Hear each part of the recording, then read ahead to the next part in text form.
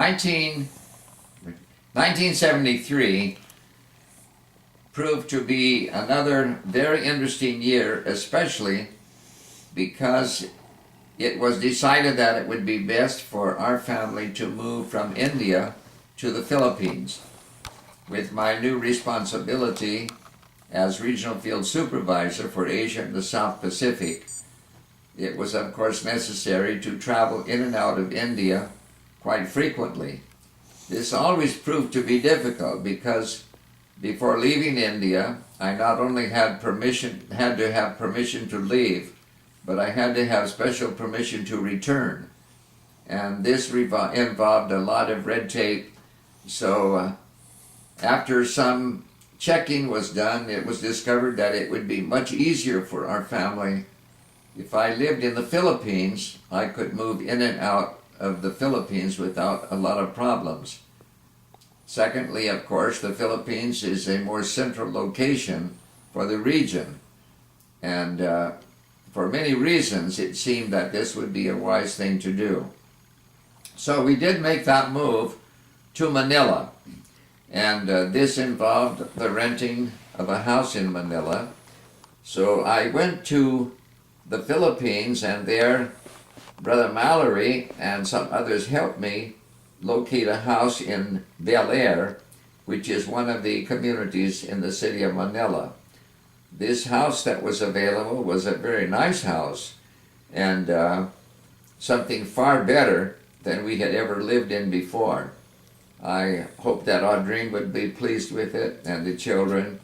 It was located in a nice area in Makati, and appeared it would be a very safe place for my family to live when I was traveling to other countries. It's rather interesting to note that when eventually I brought Audrine and Stan and Loretta to Manila, I took Audrine to see this house, and I was very interested to know what her reaction would be after living in India in many different types of places. But when she came and saw this house in Bel Air, she said, it is a very beautiful house, but she said, if it comes time and necessary for us to go back to live in the kind of house we lived in India, I would be willing to do that. She said, I will enjoy it while we're here, but if we're no longer here and we go back to something much less comfortable, that will be fine with me. That was her attitude about everything. The work of God always came first, and I thank the Lord for a dedicated wife. Well, we made our move to the Philippines, but this also involved, of course, the cost of shipping things to Manila, and the division told me that they would pay the cost of shipping our things. This would, of course, be by sea, because air shipping was so expensive at that time, but they told me that they would take care of the cost of shipping. Well, that raised the question as to our furniture.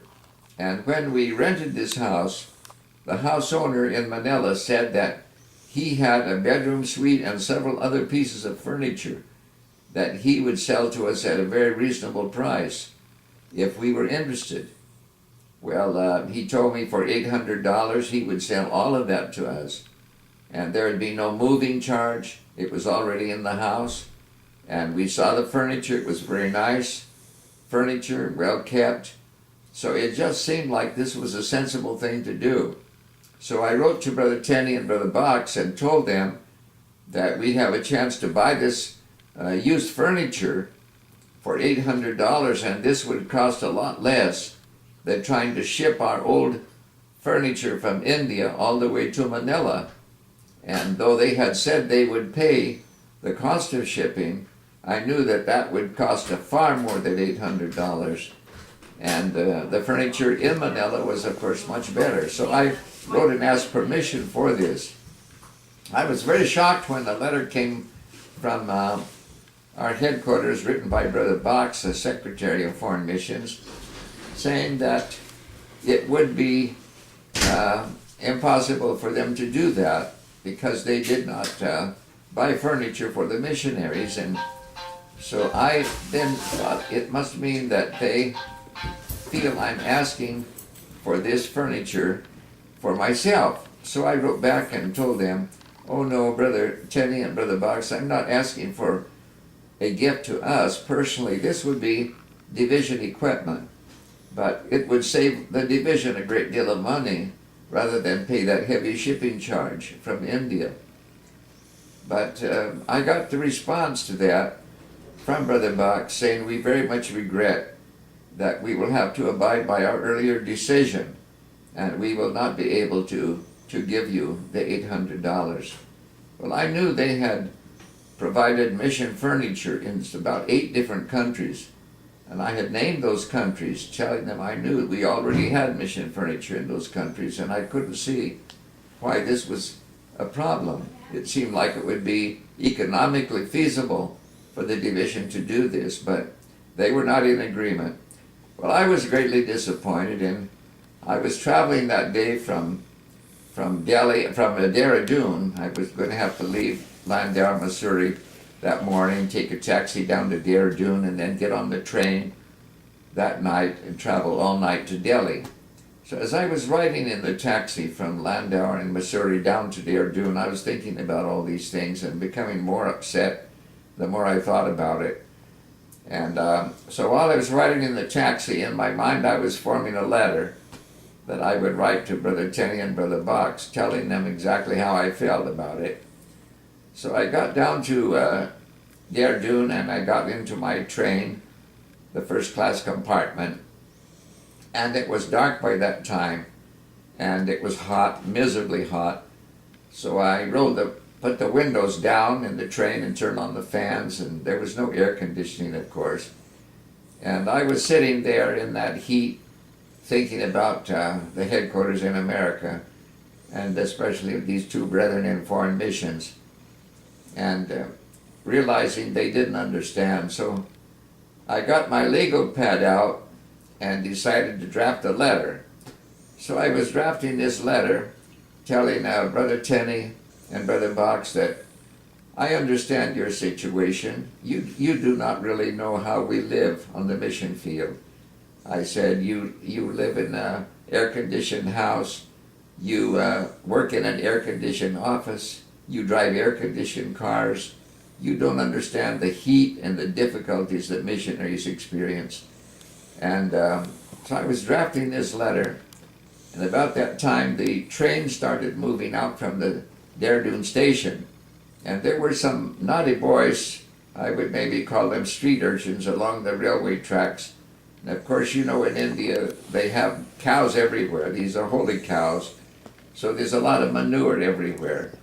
So these boys had picked up handfuls of cow dung, and they were throwing it at the train as the train moved out from Dehradun station.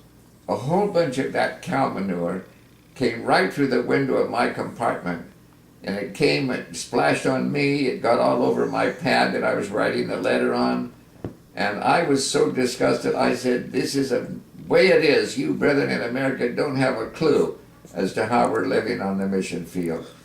And here this cow dung was all over that legal pad where I was writing my letter. Well, I finally just stopped writing, and I never did send that letter. And later, when I got to America, I told Brother Tenney about it. And he said, Brother Harry, he said, do you know why all that cow dung got on your letter? He said, this is what God thought about the letter you were writing to us. But later, I had a chance to be with Brother Box. We were rooming together at a missions conference, sharing the same room. And of course, I had tremendous love for Brother Box and Brother Tenney. But Brother Box was known as the missionary's friend. That's the way missionaries felt about him. And I said, Brother Box, do you think I was unreasonable in asking for $800? It would have saved the division money. Don't you think you should have given that money to me? He said, Brother Harry, he said, we should have given that to you. He told me. I felt a bit better then. But anyhow, later I did get the furniture. We went ahead and bought it with our own money. and enjoyed it all the time we were in the Philippines. We used that furniture. But that is one of the interesting things that happened in 1973. And another thing that happened that year, just near our house in Bel Air, there were many large storage tanks for gasoline, oil tanks. These oil tanks were very important to the city of Manila, and they were not far from where we lived. Well, it happened that one of these tanks caught on fire, and it burst into flames. And when this big, huge oil tank started burning, then everybody was frightened. Fire trucks were sent out there, and they started spraying water on the other tanks because they were afraid that when one was burning, that it might ignite the other tanks. And it became a very serious matter. Some of the houses that were closest to those oil tanks, some of them also were being damaged by the heat. And during all of this, we were given warnings to be ready to leave our house at any time in case there would be another explosion. Well, Brother Fred Hyde and Sister Hyde and Mike lived not too far from us. So one evening, while all of this was happening, they came over to our house, and Stan had gone somewhere on his bike to see the fire, and Loretta with our dogs, our golden spaniel, she was there with us. So we decided to walk down towards the fire, where there were many fire trucks were there, and just watch to see what was happening. So we made our way with Brother Hyde and Mike. We made our way, and Stan had gone off on his bike. We went down near the gate. There was a metal gate there. We went standing there near the gate with many other people, just watching as they were trying to control this fire. And all of a sudden, there was an explosion, and a second tank caught on fire and started burning. And when this explosion happened, everybody started running. And Loretta was running, trying to keep track of her dog, and Audrine and I were running, Brother Hyde and Mike, all of us are running, trying to get away from the fire. It was just like a huge wall of fire. And we finally got away. The heat was so severe that the back of Audrine's legs were red as she was running. The color of her skin was red from the heat, severe heat. Some of the paint, even on our home, was blistering from the heat. It was very, very bad. But while all of this was happening, we got away, and Loretta began to cry because in all of the trampling of people trying to rush away from the heat, the chain or the strap of the dog was broken, and she had lost track of her dog. So she came crying, running towards us, not knowing what happened to her dog, and we were terribly worried because we didn't know where Stan was. And then I looked down at that gate where the fire had set things ablaze, and I saw a bicycle burning down at the gate. And I thought, I wonder if that's Stan's bike. Is Stan's bike burning, and where is Stan? And we were terribly worried about Stan. But then eventually he showed up on his bike from another direction, and he was safe. But anyhow, this was an experience we'll never forget. It gave me a new understanding of how terrible hell must be. That terrible wall of fire, and the fear and the tragedy. Most of the fire trucks that were down there were burned. If I remember right, 7 or 8 fire trucks were completely destroyed by the fire. And many homes were very severely damaged by the fire. The only way they put out that fire was from the help from the U.S. base.